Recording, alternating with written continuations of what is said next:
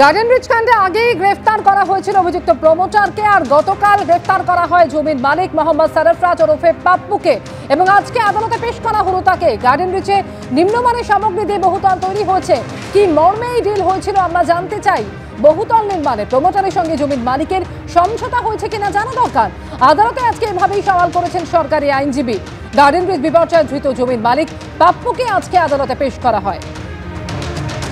এ সম্পর্কে আরো জানবো, আবির দত্ত প্রতিনিধি রয়েছেন এই মুহূর্তে আমাদের সঙ্গে টেলিফোন লাইনে। আবির,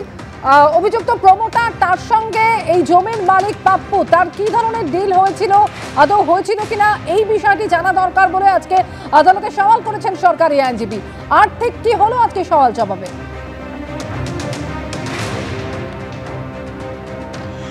দেখো, তোমাকে জানাই যে আজকে সওয়াল জবাবের আগে প্রথমে মোহাম্মদ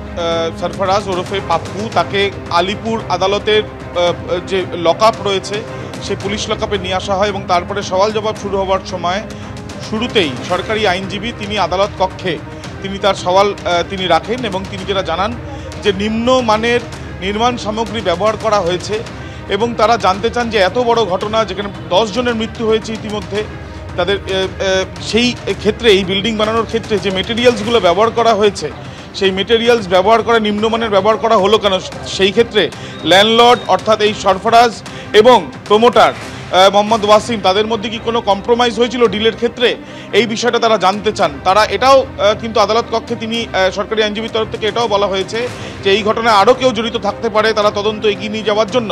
যাকে গ্রেপ্তার করা হয়েছে এই মোহাম্মদ সরফরাজ ওরফে পাপ্পু তাকে জিজ্ঞাসাবাদ করতে চান বা জেরা করতে চান এবং সেই জন্যই 14 দিনের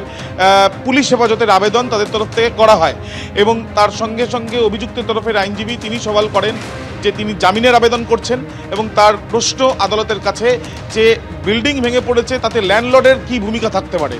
কিন্তু সেই যে জামিনের আবেদন সেই জামিনের আবেদনের বিরোধিতা করে সওয়াল করেন সরকারি আইনজীবীও এবং এরপর সওয়াল জবাবের পর আদালতের তরফ থেকে